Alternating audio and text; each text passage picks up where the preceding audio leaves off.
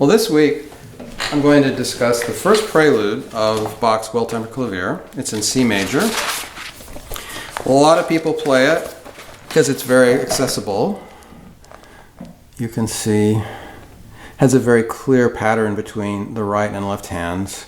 It's in C major.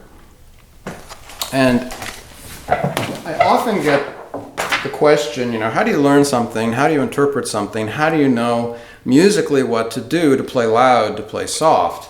And so I wanted to talk a little bit about that with this piece. You'll all know it when you hear it, I think.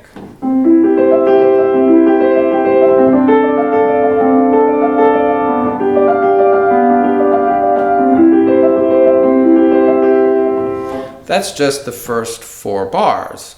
Bach, as part of the Baroque period, used 4-bar phrases that went into 8 and 16 and then went into other structures. So within those first 4 bars, he introduces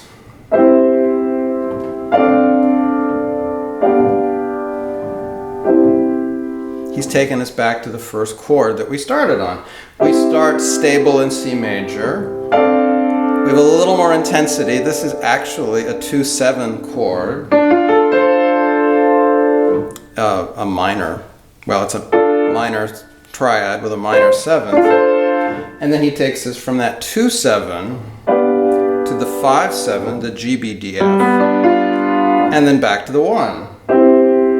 Now, I may have already lost a lot of you with that, but what's important is we can feel, and you notice I started blocking it, playing it as chords. Because this way I can feel it within the hand, and I can hear it, and I can ask myself, even if I don't know a 1 chord or a 4 chord or whatever, stable, a little more intense, the most intense, and then we're back to where we started. Then we venture forth after these first 4 bars. 6th chord, actually. Is that brighter or is that darker? Maybe brighter because it's a longer span, although it's a minor chord. Then we go to this D7 instead of, he's made it a D7 then going to a G. So for those of you in theory, he's gone to the dominant of the 5, of the G. Now again, I got technical, but the point of that, more intensity, resolution. Aha, so if I'm asking myself, how do I interpret this piece? I listen for that, and this blocking is a great technique for that. Now what about that? It's got that dissonance here, doesn't it? But in the right hand, it's just the C major triad in the first inversion. So you see, but he's going somewhere. We don't stop until we come to the end of the piece, where it's in C major again. Then from this B, A, he changes the color, makes it a different, actually an A7. We're not in the key of C really. Back to this dominant 7, the D7 now of G, the 5. Then he makes it a 7 chord, diminished 7th chord, going to this 2. Then he does a sequence. In the Baroque period, one way they structure it, with the 4-bar phrases, but we'll have these sequences where we do something twice.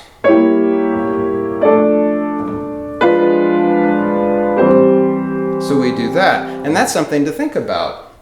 There's another thing I haven't talked about as regards to the Baroque and actually the Well Tempered Clavier. What did he actually write it for? Did he write it for the piano? Did he write it for the clavichord? Did he write it for the harpsichord? Did he write it for the organ? Well, these are actually written Well Tempered Clavier, clavichord, but these were primarily played on the harpsichord. And in the harpsichord, you really don't have a dynamic control.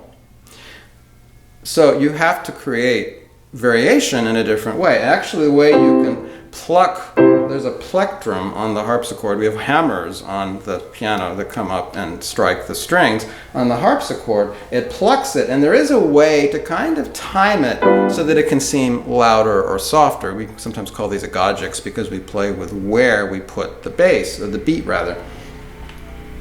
The ice cream truck is going by, so I'm getting distracted. Anyway, So we have, that's one way to do it, but basically Bach would have to write more notes if he wanted it to be louder. If you want a very...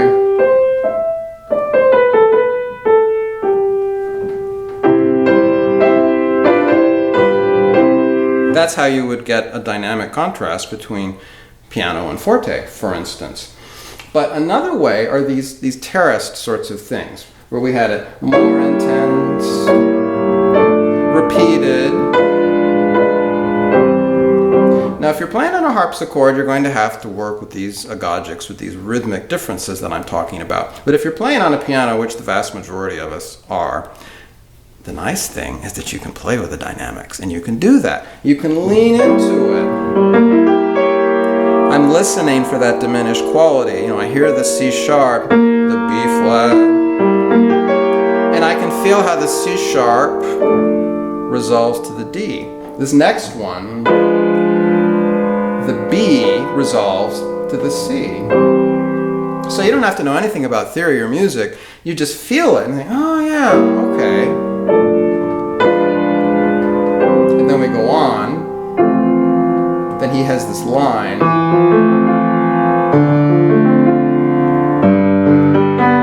Dominant seventh of the original C. This is the G,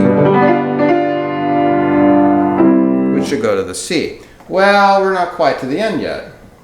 Or are we? Funny we go to the C like that. No, of course we're not there yet. We're only halfway through the piece. So, he makes the C a dominant of something else to show that we're moving forward. And C is a dominant of an F. So what do we do? And you'll notice it's not a strict F. It's got a seventh as well, this E. This is actually a major seventh, which gives it a very bright quality. Now, I'm going to lose you again, but we can transfer sevenths from one chord to the next, provided we eventually resolve them properly. So that's how he can do this more intense, diminished seventh, and then he goes a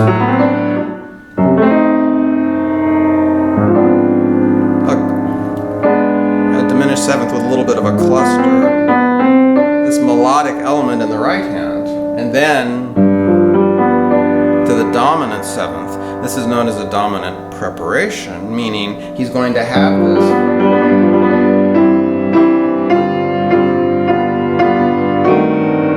Notice how I have the G the entire time in my bass.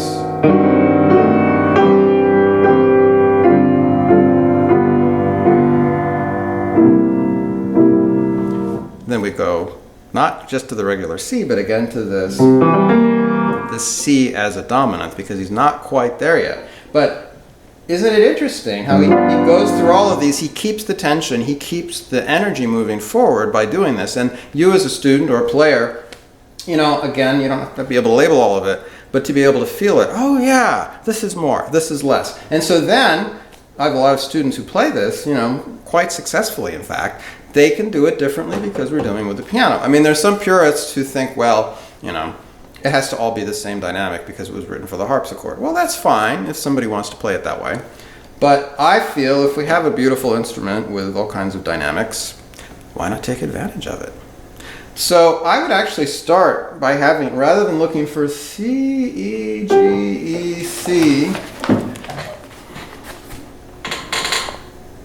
I would actually have the student start by blocking, meaning playing them all together. Play the first measure as one chord, as one unit, then the next measure. And this way, it's possible, you start to chunk it. You know, chunk theory works in other disciplines as well. But you really, okay, this is this chord. Here, oh, okay, I keep the C, I move up a little bit. I go here. Then I go on. That seventh dissonance resolves itself. The seventh again, that then resolves itself. Not entirely, we have that A in there that doesn't belong. So that would be my first step. I would block the whole piece, to try to get a sense of it. Reading it note to note to note is not really going to help you in the long run. You need to take each measure as a unit. Then, to keep it rhythmic, every measure has 2 chords. Now I'm doing it a little bit faster than I would expect a student to do it, obviously, but you can feel the changes. Maybe use a metronome if you feel you're more comfortable with that, but the point is to be hearing the music move through time. And then after that, another intermediate step might be to go left, right. We have that left, the CE. Also, you hear it in a different way. Plus, it's melodically and rhythmically more complicated. Plus, it's kind of fun. You can actually start to experiment with these terrace dynamics a little bit more.